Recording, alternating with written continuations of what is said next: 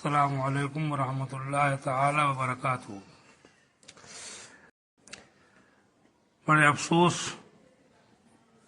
کا مقام یہ ہے کہ امسال خاص کر ابتدائی دنوں میں وہ رونقیں اور وہ بہاریں جو رمضان المبارک کے مہینے میں ہم دیکھتے تھے، ان نظاروں سے ہم محروم رہیں گے، خاص کر ابتدائی دنوں میں، اور اللہ اپنی حکمتوں کو بہتر جانتا ہے۔ سب دن ایک سے نہیں ہوتے، جلد ہی خدا نے چاہا تو ہم رمضان کی بہاروں کو دیکھیں گے۔ 5 وقت کی نماز فرض ہے اور جماعت کی پابندی واجب۔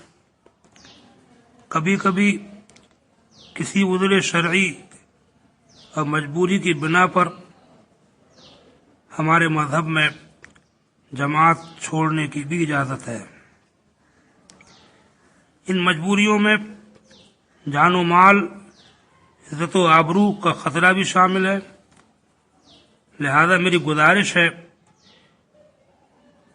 کہ حکومت کے اہلکاروں سے الجھنے کے بجائے جتنے لوگوں کی وہ اجازت دیں انہی کے ساتھ جماعتیں قائم کر لی جائیں۔ اللہ تعالیٰ کی عبادت، اس کا ذکر و شکر گھروں میں بھی ہو سکتے ہیں، اللہ سب کچھ جانتا، دیکھتا اور سنتا ہے اور اپنے کرم سے قبول فرماتا ہے۔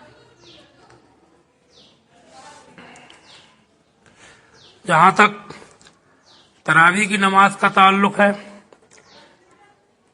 تو اپنے اسلام میں تراویح کی نماز نہ فرض ہے نہ واجب، البتہ سنت ضرور ہے، اور اس کی جماعت سنت کفایہ، جس کا مطلب یہ ہوتا ہے کہ اگر چند لوگ مسجد میں جماعت سے تراویح کی نماز ادا کر لیں، باقی اپنے گھروں میں نماز ادا کریں تو کسی پر کوئی عتاب نہیں اور کسی پر کوئی شرعی جرم نہیں۔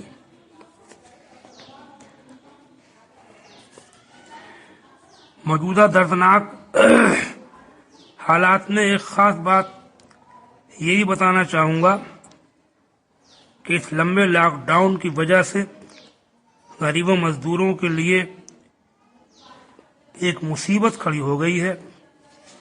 بعض جگہ بھکمری کی نوبت آ گئی ہے یا آنے والی ہے۔ خوشحال لوگ ان پر ترس کھائیں، کہیں ایسا نہ ہو کہ آپ اور آپ کے بچے شکمسیر ہو کر کھاتے ہوں اور پڑوس میں چولہے نہ جلیں۔ اگر ایسا ہوا تو مزید عذاب الہی کا انتظار کرو۔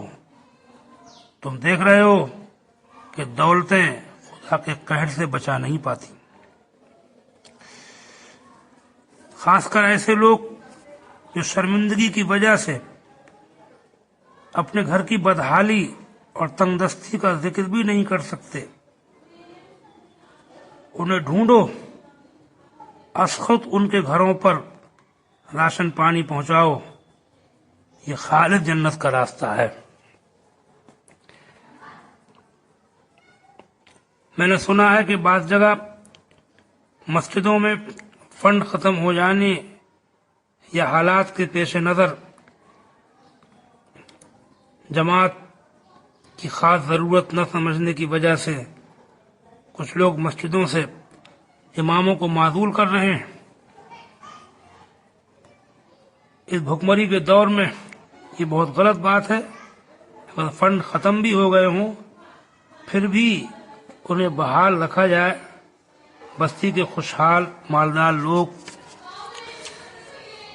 تنخواہ کے طور پر نہ صحیح ایسے ہی ان کے شریک حال رہیں، ان کی مدد کریں، اور مدد تو عشر و زکوٰۃ اور فطرے کی رقم سے بھی کی جا سکتی ہے، اور مستحق اگر نمازی، دیندار اور صاحب علم ہو تو اس کو زکوٰۃ دینا، عشر دینا، صدقہ فطر دینا سب سے افضل اور مقدم ہے۔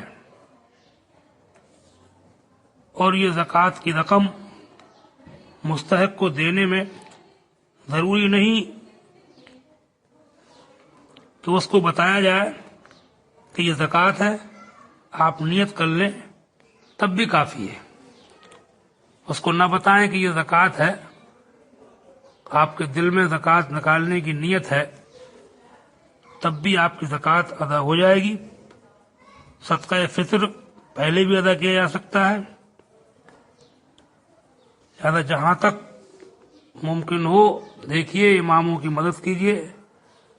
ایسے وہ حافظ لوگ، قرآن سنانے والے جو بیچارے رمضان شریف کے منتظر رہتے تھے کہ رمضان میں اللہ تعالیٰ کے ذریعے سے لوگوں سے ہماری کچھ مدد فرمائے گا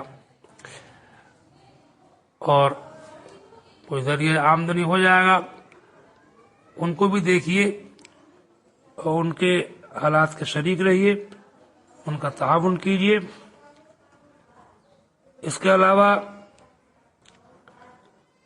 دکانوں کے مالکوں سے میں گزارش کروں گا کہ موجودہ حالات میں وہ غریب دکانداروں سے کرائے وصول نہ کریں، معاف کر دیں۔ یوں ہی مکانوں کے مالکان حضرات نادار کرایہ داروں پر رحم کھائیں، اللہ ان پر رحم فرمائے گا۔ حدیث پاک میں ہے، رحم کرنے والوں پر اللہ تعالیٰ رحم فرماتا ہے، تم زمین والوں پر رحم کرو، اللہ تم پر رحم کرے گا۔ اس وقت جو امیر و غریب سب بے حد پریشان ہیں، اس کی ایک خاص وجہ یہ بھی ہے کہ دنیا میں ظلم و زیادتی اور بے رحمی بہت بڑھ گئی ہے۔ جہاں جس کا داؤں لگ رہا ہے وہ چوکتا نہیں۔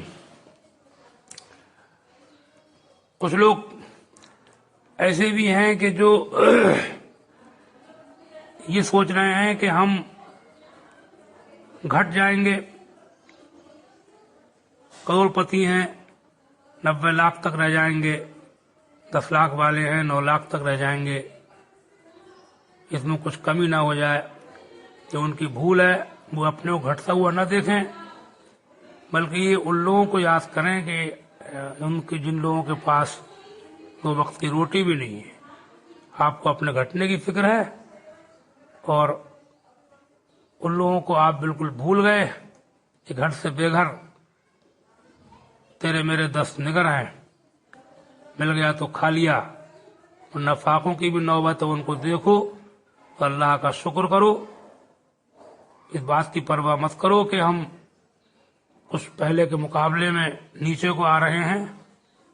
حدیث پاک میں رسول پاک سید عالم صلی اللہ علیہ وسلم نے فرمایا کہ تم میں سے جب کوئی اپنے سے افضل کو دیکھے، اعلیٰ کو دیکھے، تو اپنے نیچے کے لوگوں کو بھی نظر رکھے۔ خدا پاک آنے والے رمضان کے مبارک مہینے تو ہم سب کے لیے رحمت و بخشش اور جنت کے دخول اور جہنم سے نجات کا مہینہ بنائے، اور تمام عالم خاص کر ہمارے ملک کے باشندوں کو ہر بلا سے محفوظ فرمائے، اور کمزوروں کو ظالموں کے ظلم سے بچائے۔ آمین یا رب العالمین۔ والصلاة والسلام علی سیدنا و مولانا محمد وعلی آلہ و اصحابہ اجمعین۔ السلام علیکم ورحمۃ اللہ تعالی وبرکاتہ۔